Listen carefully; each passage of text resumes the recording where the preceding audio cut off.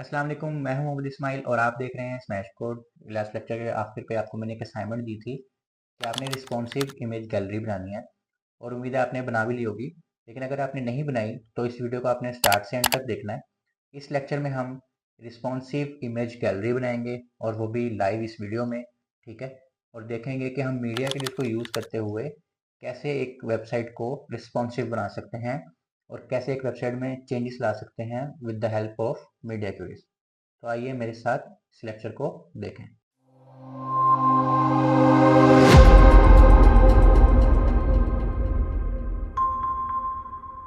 तो जैसा कि हमने देख लिया कि हमने इस वीडियो में रिस्पॉन्सिव इमेज गैलरी बनानी है, जो कि मैंने आपको लास्ट लेक्चर में बनाने के लिए कहा था।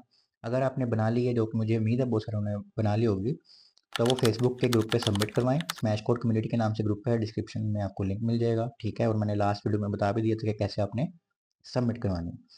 और अगर आपको कोई भी इशू आए तो आप उस ग्रुप में पूछ सकते हैं, कमेंट्स में पूछ सकते हैं। अब हमने इस और अगर आपको लग रहा है कि आपसे नहीं बनी या आपको कोई इश्यूज आए हैं या आपने देखना है कि आपने सही बनाई थी या नहीं सही बनाई थी, तो इस वीडियो को आपने एंड तक लाजमी देखना है, ताकि आपको पता चले कि मीडिया क्यूरीज को यूज़ करते हुए हम एक प्रोजेक्ट कैसे बनाते हैं और हम ये इमेज गैलरी को हम रिस्पॉन्सिव कैसे बनाएंगे। सबसे पहले हम देख लेते हैं कि हमने बनाना क्या है, ठीक है। थोड़ा सा हमें वो आइडिया हो जाए। तो ये जी एक रिस्पॉन्सिव इमेज गैलरी है, जैसे लास्ट लेक्चर में बताया था। उसमें एक हेडर है, इसके बाद एक पैराग्राफ है, उसमें एक फुटर है, उसमें इमेजेस लगी हुई हैं। और सबसे ख़ास बात यह है कि वो रिस्पॉन्सिव है। रिस्पॉन्सिव किसी भी चीज़ को तब कहा जाता है जब वो हर डाटा मतलब हर फ्रेम में जो हमारे ब्रेक पॉइंट्स होते हैं, टैबलेट, डेस्कटॉप, मोबाइल, उनमें अपना लेआउट ख़राब ना करे, बल्कि उसके हिसाब से अपने आप को डाल ले, ठीक है। उसको हम रिस्पॉन्सिव कहते हैं, ठीक है। ये देखें, ये हर लेआउट में सही है। और अगर हम इसको मोबाइल व्यू में कर रहे हैं और 400 पिक्सल से छोटा जो मोबाइल होता है, उसमें वो डार्क मोड में आ रहा है। ये देख रहे हैं, बैकग्राउंड ब्लैक हो रहा है और टेक्स्ट हमारा वाइट हो रहा है। जबकि बड़े व्यू में यानी कि डेस्कटॉप व्यू में हमारे पास ये ब्लैक है और बैकग्राउंड वाइट है। इसको लाइट मोड कहते हैं और जो ये हो रहा है इसको डार्क मोड कहते हैं, ठीक है। तो अब हमने ये देखना है कि हम इसको कैसे अपने मीडिया क्यूरीज के साथ ये देखें।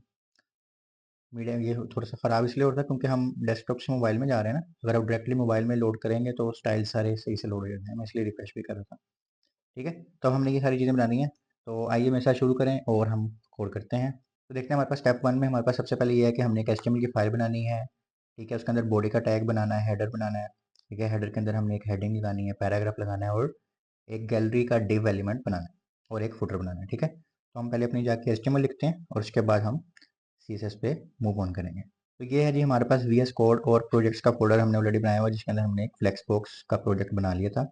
अब हमने इस प्रोजेक्ट के फोल्डर में ही एक नया फोल्डर बनाना है, ठीक है। और उसका नाम हम रखेंगे, मुझे चेक करना है कि हम प्रोजेक्ट्स के फोल्डर में ही हैं या नहीं, ठीक है। प्रोजेक्ट्स के फोल्डर में हमने नाम रखना है जी रिस्पॉन्सिव इमेज गैलरी, ठीक हो गया। और इसके अंदर हम लिखेंगे index dot H T M L, एक और बना लेते हैं style dot C S S, ठीक हो गया। ये दोनों फाइल हमारी बन गई हैं। अब खामोशी से हमने सिर्फ काम करना है। ये प्रोजेक्ट्स के अंदर भी हमारे पास यहाँ पे फोल्डर बन गया है और इसके अंदर हमारे पास दो फाइल्स भी रेडी हो गई हैं, ठीक हो गया। अब हमारे इसका कोई खास काम नहीं है, इसको पीछे कर देते हैं। अच्छा जी, सबसे पहले हमने index dot H T M L में अपना सारा जो बेसिक है उसमें मैं टाइम लाइन करूँगा, उसको एक्सप्लेन करके आपको ऑलरेडी सारा कुछ पता है। हम जैसे टाइटल, इसका टाइटल चेंज कर देते हैं, रिस्पॉन्सिव इमेज गैलरी, ठीक हो गया। और बॉडी का टैग हमारे पास ऑलरेडी बना हुआ है, इसमें हम एक हेडर का टैग बना लेते हैं, ठीक है। हेडर का हमने टैग बना लिया, उसके अंदर हम एक हेडिंग लगा लेते हैं, रिस्पॉन्सिव इमेज गैलरी, ठीक हो गया। और एक पैराग्राफ हमने उसमें दे देना है, कुछ भी हम उसमें लिख लेते हैं। और ये भी हो गया, ये हेडर हमारा कंप्लीट हो गया। उसके बाद हमने एक डिव बनानी है गैलरी के नाम से, ठीक है। और इसके अंदर हमारी इमेजेस होंगी। और एक हमने बनानी है जी फुटर के नाम से। ठीक हो गया। इसके अंदर हम फुटर की चीज़ें लिख देते हैं। ठीक है, फुटर के अंदर हमने एक सिंबल लगा देना है। सिंबल हमने HTML में पढ़े थे। अगर आपने HTML क्रैश कोर्स नहीं देखा अभी तक तो आप ऊपर आई टैग में आ रहा होगा HTML क्रैश कोर्स देखें। ठीक है, सिंबल हमने लगा दिया कॉपीराइट का 2024 ही अभी चल रहा है, रिस्पॉन्सिव इमेज गैलरी। ठीक हो गया, स्टॉप लगा देते हैं। अब हम जाके अपनी फाइल खोलते हैं, हम देखते हैं हमारे पास क्या खुल रहा है। ठीक हो गया, ये हमारे पास एक हेडिंग आ गई, पैराग्राफ आ गया और फुटर आ गया। ठीक है, अब नेक्स्ट स्टेप में देखते हैं हमारे पास क्या चीज़ें हैं। चलिए यहाँ पे हमने हेडिंग बना ली, पैराग्राफ बना लिया, गैलरी का डिव बना लिया और फुटर भी बना लिया। नेक्स्ट स्टेप में हमारे पास है जी इमेजेस डालनी है हमने डिव के अंदर, और हर इमेज एक अलग डिव में होगी। ठीक है, उसको हम गैलरी आइटम भी कह देंगे, क्योंकि आगे जाके हमने CSS में फ्लेक्स बॉक्स यूज़ करना है। ठीक है, फ्लेक्स बॉक्स कैसे था, जो हमने लास्ट लेक्चर में हमारा पूरा टॉपिक फ्लेक्स बॉक्स पे था, 3-4 लेक्चर और हमने प्रोजेक्ट भी बनाया था। तो अगर वो भी आपने वीडियोस नहीं देखी, ऊपर आई टैग में आ रही होंगी, डिस्क्रिप्शन में भी होंगी, वो आपने जाके चेक कर लेने कि फ्लेक्स बॉक्स क्या होता है। ठीक है, अच्छा, इनसाइड ईच गैलरी आइटम हमने इमेज अच्छा डाल देनी है, उसके अंदर अपना SSC भी डाल देना है। ठीक है, तो ये चीज़ें ऐड करते हैं, फिर आगे देखते हैं क्या चीज़ है हमारे पास। अच्छा, ये हमारे पास गैलरी आ गई है। गैलरी के अंदर हमने जितनी भी इमेज डालनी है वो हम यहाँ पे डाल लेंगे। ठीक है, और हर इमेज हमने एक डिव के अंदर रैप करनी है। ठीक है, इस तरह, और इसको हम इमेज, सॉरी, इमेज का टैग लगा लेते हैं। ठीक है, इसको हम 6 दफ़ा हमने कॉपी कर लिया। अब हमने इसमें से SSC डालने हैं। SSC कैसे डालने हैं, आप इसको लोकल भी, रिलेटिव यानी URL भी लगा सकते हैं और एब्सोल्यूट भी लगा सकते हैं। तो हम ये ऑनलाइन ही यूज़ करेंगे। कोई भी आप इमेजेस यहाँ पे लगा सकते हैं, जैसे मैंने फ्री पिक करके वेबसाइट है, उधर से इमेज उठा रहा हूँ। यहाँ से जस्ट कॉपी लिंक एड्रेस में करूँगा किसी भी इमेज का, और मैं यहाँ पे जस्ट पेस्ट कर दूँगा। उसके बाद हम इसकी लगाते हैं, ये मैं आपके सामने कॉपी इसलिए कर रहा हूँ इमेजेस वगैरह, ताकि आपको ये समझ आए कि ये हम किसी भी इमेजेस को उठा के लगा सकते हैं और उसके बाद उसको रिस्पॉन्सिव कर सकते हैं। ये नहीं कि मैं स्क्रिप्टेड यहाँ पे इमेजेस यूज़ करूँ और उसको फिर रिस्पॉन्सिव करके दिखा दूँ, ताकि आपको आप कोई और इमेजेस जब लगाएं तो वो फिर रिस्पॉन्सिव ही ना हो। तो जस्ट इसलिए, वरना मैं यहाँ पे डाउनलोड करके भी इमेजेस लगा सकता था। ठीक है, इसके बाद हम ये लगा लेते हैं।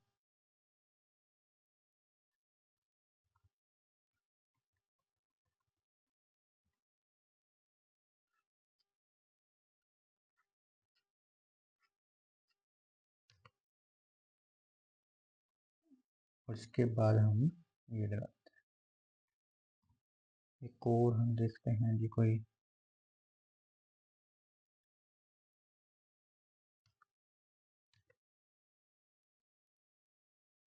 इसमें बस मसला ये आएगा कि अगर ये वेबसाइट से इमेजेस हटेंगी तो आपकी वेबसाइट से भी हट जाएंगी, इसलिए लोकल आप यूज़ करेंगे तो भी ठीक है। उसमें ये होगा कि वो डाउनलोड होके होंगे ना, तो आपको मसला नहीं होगा। अगर ये वेबसाइट वाले ये इमेजेस हटा देंगे तो हम भी इसका कुछ नहीं कर सकते। ठीक है, और आल्ट में हमने क्या लगाना होता है, अगर वो इमेज लोड ना हो तो हमने यहाँ पे कोई मीनिंगफुल चीज़ लिखनी होती है, पर क्योंकि अभी हम जस्ट प्रैक्टिस कर रहे हैं तो मैं वहाँ पे इमेज लिख देता हूँ, ताकि हमें मसला ना हो और हमें समझ आ जाए जब भी कोई इमेज लोड ना हो। ठीक है, वरना आपने वहाँ पे उस इमेज के से रिलेटेड लिखना है, ताकि अगर ज़्यादा, एक से ज़्यादा इमेजेस हैं तो आपको पता चले कि कौन सी वाली इमेज लोड नहीं हुई। ठीक हो गया, अच्छा जी, इसमें भी लगा देते हैं हम। अब जाके देखते हैं कि हमारे पास क्या लोड हो रहा है। चलिए, हमारे पास कोई भी इमेज लोड नहीं हुई, इसका मतलब हमारे एड्रेसेस रॉन्ग है। मैं इनको दोबारा से कॉपी पेस्ट करता हूँ। ठीक है, और देखते हैं कहाँ पे इशू है। अच्छा जी, इसको देखा है, कुछ इसकी मेरी शायद नहीं चल रही किसी वजह से। चलो, उसको हम बाद में डिबग कर लेंगे। मैंने सिंपल यहाँ से इमेजेस उठा के लगाने की कोशिश कर रहा हूँ। मैं ये सारे यूआरएल अब आपके सामने चेंज करता हूँ। एक तो मैंने कर लिया।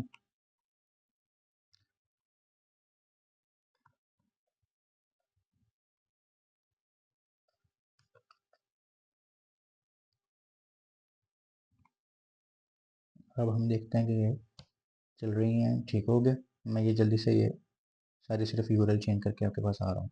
ठीक है जी, ये मैंने सारी इमेजेस लगा रही हैं। कुछ मैंने जो आपको मॉडल दिखाया है उसमें से उठा लिए हैं और कुछ मैंने यहाँ से उठा लिए, ठीक है। तो आप ये जहाँ मर्जी से यूज़ कर सकते हैं, जिससे वो इमेज चलनी चाहिए। ओके हो गया, बेशक आप डाउनलोड करके करें या आप इसको ऑनलाइन कर लें, ठीक हो गया। अच्छा जी, अब हमारे पास ये भी रेडी हो गया। अब हमारे पास देखते हैं नेक्स्ट स्टेप में क्या चीज़ है। ठीक है जी, स्टेप 3 में हमारे पास है जी, हमने सीएसएस को लेआउट, सीएसएस के साथ लेआउट को स्टाइल करना है। जो हमारी बेसिक चीज़ें हैं, हम मार्जिन पैडिंग 0 कर देते हैं, बॉक्स साइजिंग बॉर्डर बॉक्स कर देते हैं। ये हमारी बेसिक चीज़ें होती हैं, ठीक है, ताकि उसके बाद हम अपने हिसाब से हर चीज़ को स्टाइल कर सकें, ठीक है। तो इनको हम थोड़ा बहुत हेडर फुटर को बेहतर करते हैं और वापस आते हैं हमारे पास, देखते हैं फिर उसके बाद क्या चीज़ बचती है। अच्छा, यहाँ से सबसे पहले हमने हेडर को एक क्लास देनी है, हेडर की, ठीक है। और अब हम जाके स्टाइल सीएसएस खोलते हैं और इसको स्टैटिक, ताकि सारा कुछ सिलेक्ट हो जाए। मार्जिन 0 दे देते हैं, पैडिंग 0 दे देते हैं और इसके बाद दे देते हैं जी बॉक्स साइजिंग बॉर्डर बॉक्स, ठीक हो गया। ये हमने एक स्टाइल से लगा लिए। इसके बाद देखते हैं हमारे पास क्या है। इसके बाद हमने, अच्छा जी, अब हमने ये मार्जिन पैडिंग वगैरह दे दी है, ठीक है। इसके बाद हमारे पास है जी, हमें बॉडी को फ़ॉन्ट फैमिली देनी है, ठीक है। फ़ॉन्ट फैमिली इसको देते हैं जी हम एरियल, ठीक है। और इसके बाद हम इसको, इसकी जो पेरेंट है वो दे देते हैं, ताकि अगर किसी में ये ना हो तो इसको वो दे दें। एक बैकग्राउंड कलर जी हमने देना है, इसको वाइट ही देना है। इसको एक कोड प्योर थोड़ा सा हो जाएगा, ठीक है। ये आप सिंपल वाइट भी लिख सकते थे, ये अब आप ऐसे ऐसे प्रैक्टिस करेंगे तो आपको इसकी थोड़ी बहुत समझ आ जाएगी, ठीक है। उसके बाद जी हमने हेडर को स्टाइल दे रहे हैं बेसिक से। इसको हम पैडिंग दे देते हैं थोड़ी सी, ताकि वो स्पेसिंग ले ले ज़रा, ठीक है। 20 px दे देते हैं, टॉप लेफ्ट राइट साइड जगह से वो खुद ही ले लेगा। टेक्स्ट अलाइन इसका कर देते हैं जी सेंटर। और इसके बाद हम कर देते हैं जी, इसको मार्जिन दे देते हैं बॉटम से 30 px की, ठीक हो गया। इसके बाद जो हमारे पास आ जाता है, हेडर के अंदर हमारे पास एक हेडिंग है, तो डॉट, इसको हम डायरेक्ट हेडिंग को भी ले सकते थे, पर इसको अच्छा प्रैक्टिस के लिए हम इस तरह भी कर सकते हैं, ठीक है। इसमें भी हमने फ़ॉन्ट साइज इसका थोड़ा सा बेहतर करना है, हम कर देते हैं 2.5 REM। और हमने ये REM CSS में पढ़ा था, ठीक है, ताकि जब हमने रिस्पॉन्सिव चीज़ों को देना होता है तब हम इसको यूज़ करते हैं। बेसिक जो CSS का मॉड्यूल 1 का कोर्स था उसमें, अगर आपने वो नहीं देखा तो वो भी आपने जाकर देख लेना, ताकि आपको चीज़ों की सही से समझ आए। ये जो कोर्स है ये मॉड्यूल 2 का है, इसलिए आपने कंफ्यूज नहीं होना। अब देखते हैं हमारे पास इस वक्त क्या सिचुएशन बनी है। हमने पता नहीं स्टाइल शीट लिंक की है कि नहीं, वो देखना है। स्टाइल शीट हमने लिंक नहीं की तो ये काफ़ी दफ़ा गलती हो जाती है, जैसे भी मेरे से भी हुई है। इसको लिंक ज़रूर करना है। स्टाइल शीट अब हमारी लिंक हो गई है। चलिए देखें हमारी हेडिंग कितनी अच्छी लग रही है। अभी हमने पैराग्राफ को किया नहीं है स्टाइल, तो अभी हम उसको भी स्टाइल करते हैं, ठीक है। ये भी हमारे हेडर के अंदर ही है, तो इसको हेडर के अंदर ही स्टाइल करेंगे। इसका भी हमने फ़ॉन्ट साइज़, ठीक है, इसको 1 REM कर लेते हैं, क्योंकि हमने हेडिंग को 2.5 REM किया हुआ है। कलर इसका हमने सेम ही रखना है, थोड़ा सा जस्ट डिफरेंट आया, डिफरेंस है शेड का, ठीक है, थोड़ा सा लाइट शेड होगा। और इसको हम थोड़ी सी मार्जिन दे देते हैं हेडिंग से, ऑलमोस्ट 10 पिक्स की, ठीक है। या आप, मैं एग्जैक्टली वर्ड इसलिए लिख रहा हूँ क्योंकि प्रैक्टिस है, ठीक है, क्योंकि हमने ऑलरेडी जैसी बात है ये बनाया है और उसके बाद आपको सिखा रहे हैं, ये नहीं कि एकदम से बना रहे हैं।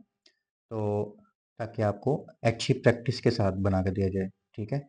आपने ये एग्जैक्टली आपके नहीं आएंगे, जब आप पहली दफ़ा बनाएंगे तो हो सकता है 5 px लिखें, फिर देखें अच्छा क्या आ रहा है, फिर लिखें 7 px, फिर लिखें 10 px। तो इस तरह ही करना होता है, एक्चुअली यही चीज़ है, यही चीज़ है, इससे ही आपने सीखना है। ज़रूरी नहीं है आपको कोई बता दे आपने 10 px लिखना है और 10 px लिख दो, नहीं। एक्चुअल आपने समझना है कि ये 10 px क्या हुआ। देखिए ना, मैं अगर इसको पहले 5 px करके देखते हैं, देखेंगे उसके साथ है। अब कुछ लोगों को ये भी अच्छा लगेगा, पर ज़रूरी नहीं है सबको एक जैसा लगे। मुझे अब लगता है कि नहीं थोड़ा सा और होना चाहिए, तो थोड़ा सा और हो गया। किसी को लगेगा नहीं यार 15 px तो कम से कम हो, वो भी ठीक है, ठीक है। तो वो डिपेंड करता है आपकी रिक्वायरमेंट्स पे या आपके क्लाइंट पे, वो कितना फ्लेक्सिबल है। आपको उसने फ्री हैंड दिया हुआ है या उसने एग्जैक्टली बताया हुआ है कि अच्छा ये फिग्मा को कॉपी करो, फिग्मा से कॉपी करेंगे तो फिर तो प्रॉपर जैसी बात है एग्जैक्टली आपको इंच बाई इंच चलना पड़ेगा जब वो कहेगा पिक्सल परफेक्ट बनाना है, ठीक है। नेक्स्ट हमारे पास हेडर वगैरह हो गया। गैलरी को जो हमारी आउटर डिव है वो थोड़ा सा हम सिंपल सा स्टाइल दे देते हैं। पैडिंग, चलें जी पैडिंग वगैरह हम बाद में देंगे। इसके बाद हमारे पास फुटर को हम पहले देख लेते हैं, ठीक है।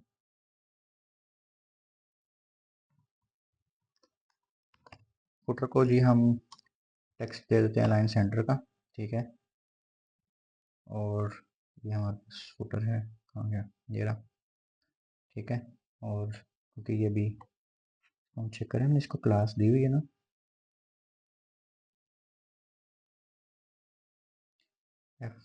FOTT, स्पेलिंग थोड़ी सी गलत हो गई है, FO डबल करना है, ठीक है।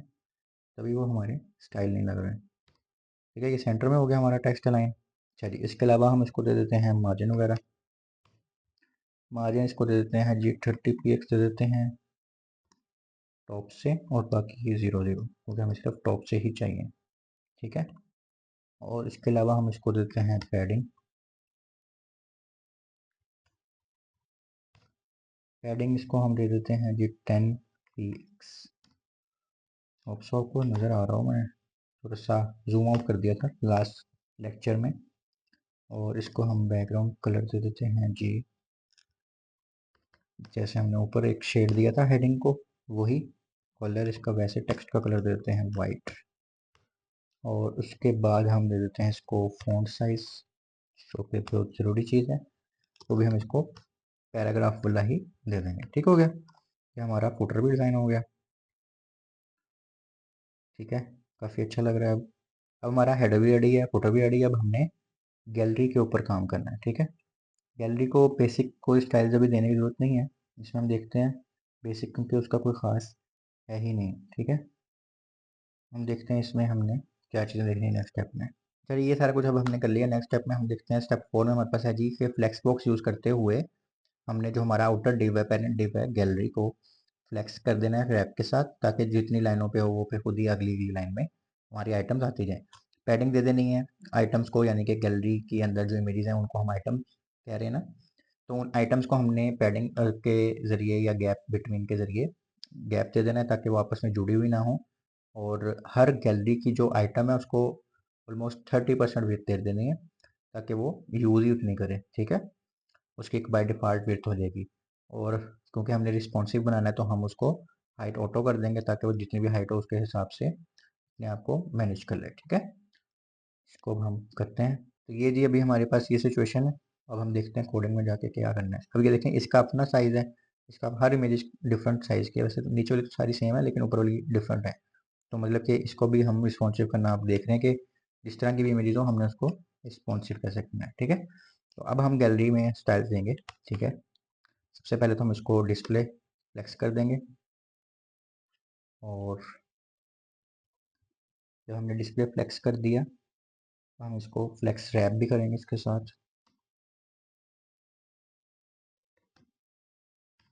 ठीक है। फ्लेक्स रैप कर दिया हमने, और इसके बाद देखते हैं वहाँ पर क्या सिचुएशन बन रही है। तो ये हमारे पास कुछ इस टाइप की सिचुएशन बन रही है। अब इसके अंदर हम ज़रा गैप दे देते हैं और पैडिंग दे देते हैं।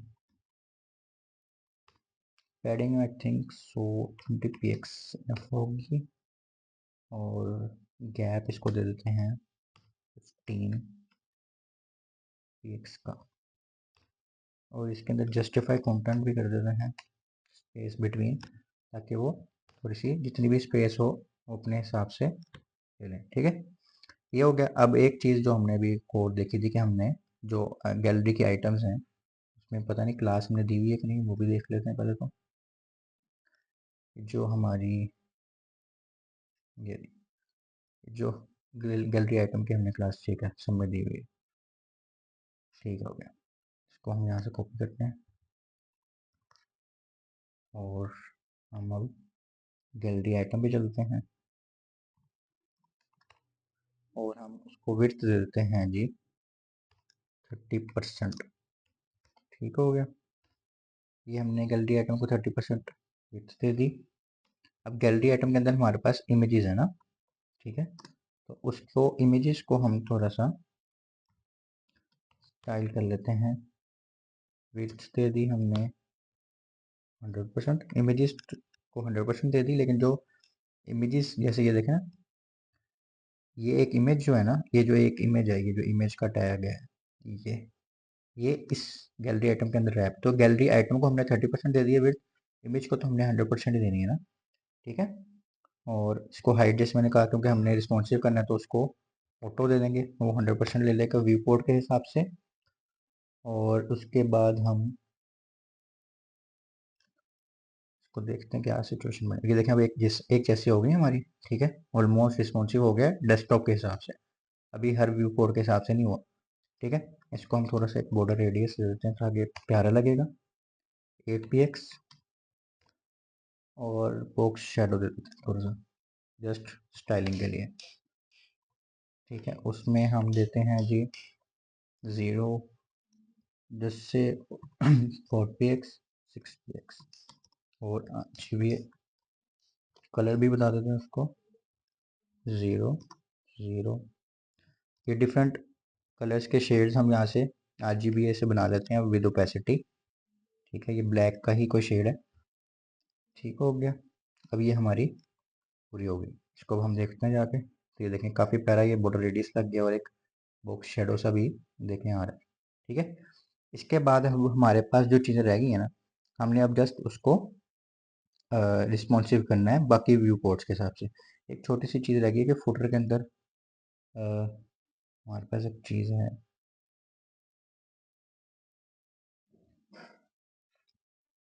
Just a minute.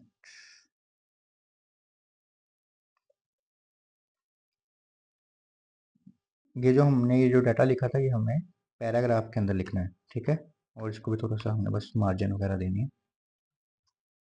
ठीक है, तो यहाँ पे हम उसको भी देख लेते हैं। फुटर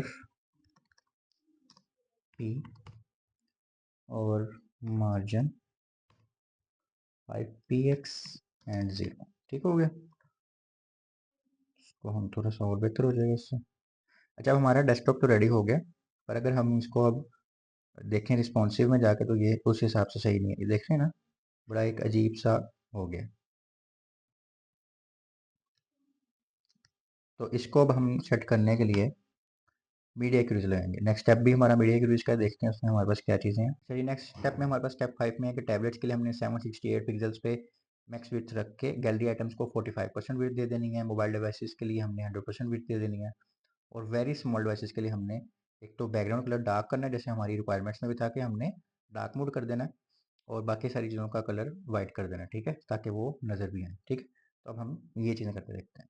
अच्छा, यहाँ पे अब हमारे पास यहाँ से शुरू करना है। ठीक है, अच्छा यहाँ पे अब हमने मीडिया क्रूज जैसे कि मैंने कहा यूज़ करनी है। ठीक है, तो हम फुटर से एंड पे आ जाते हैं, फुटर के बाद हम मीडिया क्रूज शुरू करते हैं। ठीक है, सबसे पहले हमने मीडिया क्रूज लगानी है जी टैबलेट के लिए। मीडिया मैक्स विथ हम करेंगे,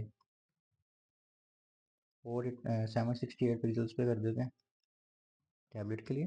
ठीक है, क्योंकि हमने लास्ट लेक्चर में भी चेक किया कि टैबलेट का व्यू पोर्ट इतना ही होता है। ठीक है, और इसमें हमने चेंज क्या करना है, गैलरी आइटम की जो विड्थ है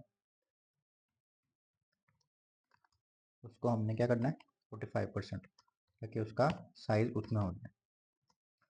सही हो गया, यानी कि एक आइटम जो है वो 45% विड्थ लेगी पेज का एक लाइन में, क्योंकि हमने फ्लेक्स बॉक्स रैप यूज़ किया हुआ है।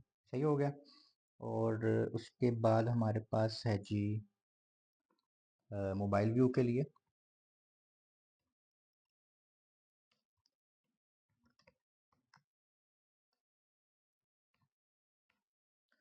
मोबाइल व्यू में हमने मैक्स विड्थ लेनी है जी 480 पिक्सल्स। ठीक है,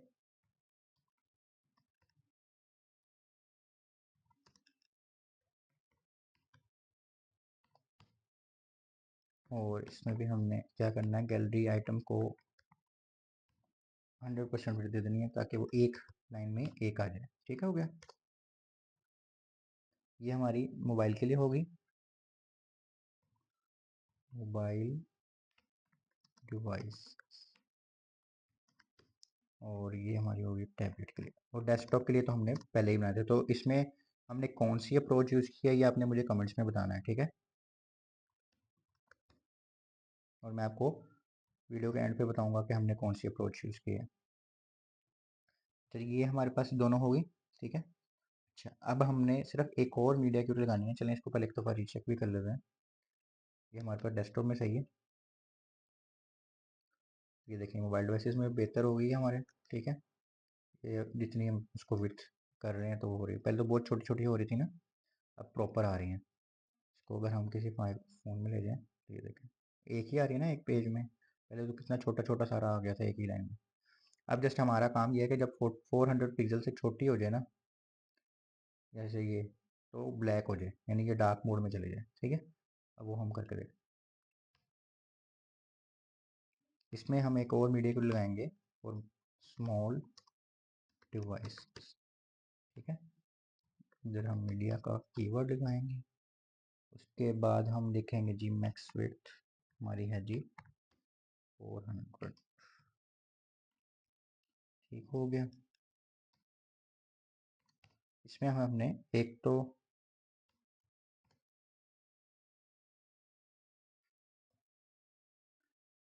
हमने ये कर दिया ना कि 400 पिक्सल्स पे ये काम होना है कि डार्क मोड होगा, ठीक है। तो अगर हमने बैकग्राउंड को डार्क करना है, जैसे बॉडी के बैकग्राउंड को सॉरी हम डार्क करेंगे, तो सारी जो ब्लैक चीज़ें हैं वो नज़र आना बंद हो जाएगी, ठीक है। तो इसको हमें क्या करना पड़ेगा, बाकी चीज़ों को वाइट करना पड़ेगा। जो टेक्स्ट कलर लिखा होगा उसको वाइट करना पड़ेगा, ठीक है। ये बॉडी को भी हमने कर दिया। बॉडी के बाद हमारे पास हेडर के अंदर भी टेक्स्ट हैं और इसको भी हमें वाइट करना पड़ेगा। इसको इस तरह भी आप वाइट लिख सकते हैं और सिंपल वाइट भी लिख सकते हैं जैसे मैंने ऊपर लिखा है। हेडर के अंदर भी हमारे पास टेक्स्ट है, इसको भी हम थोड़े, मैं डिफरेंट डिफरेंट शेड यूज़ कर रहा हूँ वैसे, ये सारे वाइट के ही शेड, ठीक है। फुटर में भी हमने बैकग्राउंड कलर दिया हुआ, अगर आपको याद हो तो उसको भी हम चेंज कर देंगे, ठीक है। ये देखें। अच्छा जी, अब इसको हम जाके चेक करते हैं। यहाँ कुछ भी चेंज नहीं हुआ, जस्ट हमारा जब बहुत स्मॉल डिवाइसेस होंगी, ये देखें सारा कुछ ब्लैक हो गया और जो उसके टेक्स्ट कलर हैं वो वाइट हो गए हैं, नीचे वाला भी, ठीक है, चेंज हो गया। ये जो थी गैलरी जिसको हम देख के बना रहे थे, मीन्स की हमारी असाइनमेंट, उसके हिसाब से हमारी हर चीज़ सेट हो गई है।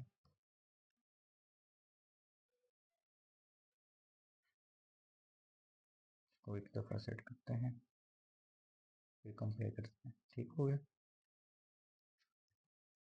अच्छा जी, ये देखें, ठीक है। और इसको भी देखें, तो ये अब हमारी ऑलमोस्ट हर फ्रेम पे रिस्पॉन्सिव है, जैसे अभी हमने टेस्ट भी कर लिया। अब देखते हैं हमारे पास कोई चीज़ बची तो नहीं है, ठीक है जी। नेक्स्ट में यही है कि open your project in browser and resize करना है। हमने वो सारा कुछ चेक कर लिया है और हमने डार्क मोड भी चेक कर लिया, ठीक है। तो उम्मीद है आपको समझ आई होगी इस लेक्चर की, और अच्छे से समझ आई होगी कि मीडिया के यूज़ को हमने एज अ प्रोजेक्ट कैसे यूज़ करना है, ना कि जस्ट प्रॉपर्टीज़ को समझना, ठीक है, जो कि इस वीडियो का मकसद भी था। फिर भी अगर आपको कोई क्वेश्चन है, कुछ नहीं समझ आया, तो आपने कमेंट्स में पूछ लेना है या फेसबुक के ग्रुप में पूछ लेना है। मैं और मेरी टीम वहाँ पे आते हैं, आपके क्वेश्चंस के जवाब देते हैं। आपको कुछ समझ नहीं आ रही तो वो बताते हैं। और आपने भरपूर मेहनत से अगर ये अभी तक प्रोजेक्ट नहीं बनाया तो आपने बना के फेसबुक के ही ग्रुप में सबमिट कर देना है और यहाँ कमेंट्स में डन लिख देना, ठीक है।